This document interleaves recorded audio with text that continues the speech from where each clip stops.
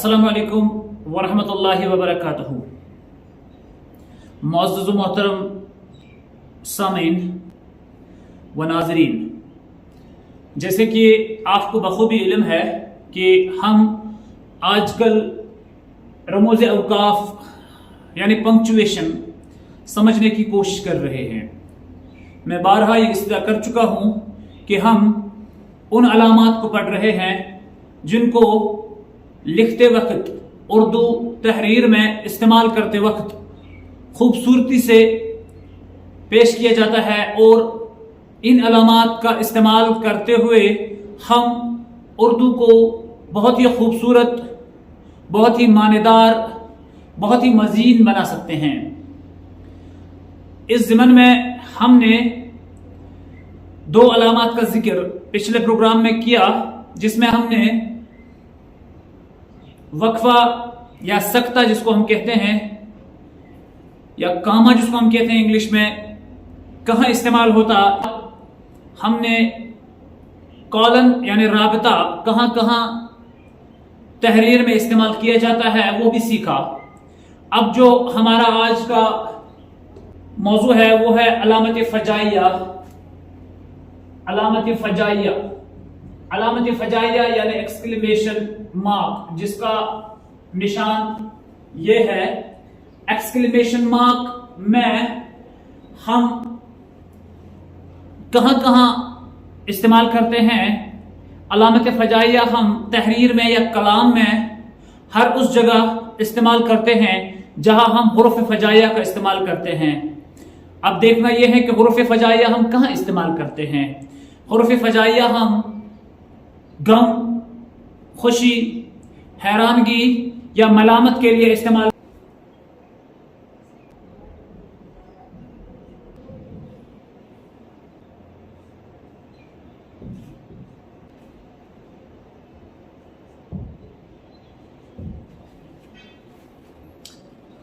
अब हम अलामत फजाइया के इस्तेमाल को मुख्तलिफ जुमलों में समझने की कोशिश करेंगे। वाह क्या खूबसूरत फूल है, यहाँ हम खुशी का इजहार करते हैं। वाह यहाँ पर हुर्फ फजाइया है, और इसके बाद हम अलामत फजाइया का इस्तेमाल करते हैं। इसी तरह सुभान अल्लाह के बाद हम अलामत फजाइया का इस्तेमाल करते हैं। क्या शानदार कामयाबी है, हैरानगी, यहाँ पर खबरदार, नशा एक लानत है, तंबिया, अफसोस, अली यतीम हो गया, इसमें हम अफसोस करते हैं।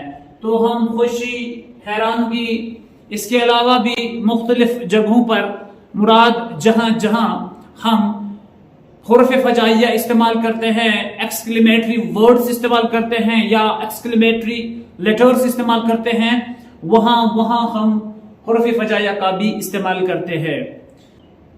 अब चूंकि हम एक और अलामती कौसेन, जिसको हम इंग्लिश में ब्रैकेट्स कहते हैं, के बारे में जानने की कोशिश करेंगे कि ब्रैकेट्स कहां कहां इस्तेमाल होते हैं, या जिनको हम उर्दू में कौसेन कहते हैं। कौसेन का इस्तेमाल उर्दू तहरीर में कहां कहां होता है? पहली बात यह है कि उर्दू तहरीर वजाहत के लिए होता है।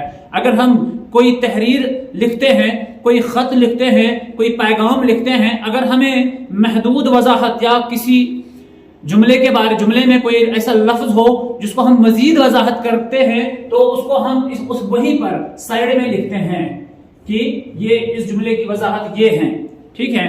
तो इसके बाद इसके अलावा जुमले के अंदर किसी कलाम या कलिमा की वजाहत करने के लिए कहीं पर भी हम कोई लफ्ज ऐसा आता है, कोई कलिमा ऐसा आता है, या कलाम में कोई चीज ऐसी आती है जिसकी हम फौरी वजाहत करना चाहते हैं, ये एक मुख्तसर वजाहत होती है। ब्रैकेट्स में हम मुख्तसर वजाहत करते हैं, ये इलाबरेट नहीं होता है, तो मुख्तसर वजाहत के लिए हम वहीं पर ब्रैकेट डाल के उसकी वजाहत करते हैं।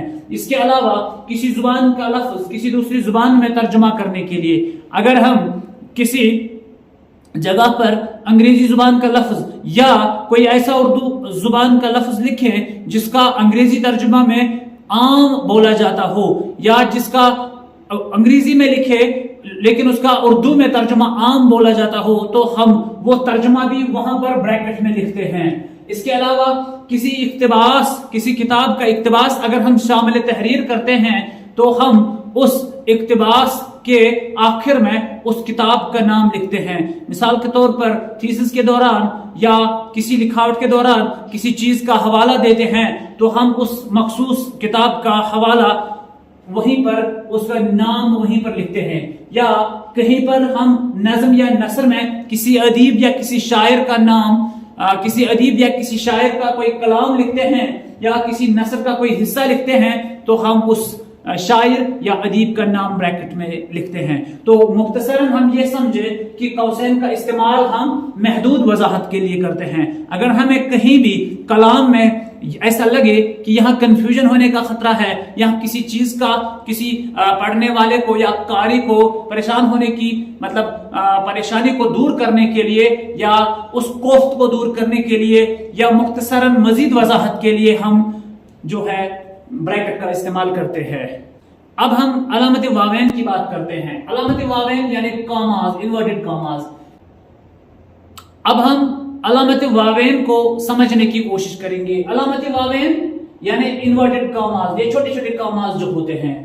तहरीर में शामिल इक्तिबास, फरमान या कौल के शुरू और आखिर में वावेन का इस्तेमाल होता है। तहरीर में शामिल इक्तिबास, फरमान या कौल, अगर हम तहरीर में कोई खत लिखते हैं या कोई और चीज लिखते हैं, अगर हम इसमें कोई कौल लिखेंगे किसी का, उसको हम कामाज में रखते हैं। शुरू में 2 कामाज, शुरू में 2 वावेन और आखिर में 2 इसके अलावा अगर हम किसी का कौल या किसी का फरमान लिखते हैं या किताब से लिया गया कोई इक्तिबास लिखते हैं, उस बेकी किताबी हुन इक्तिबास अथ मज अनन, सो इक्तिबास युस अनन छन अथ मज तिछ कामा हम इस्तेमाल करान।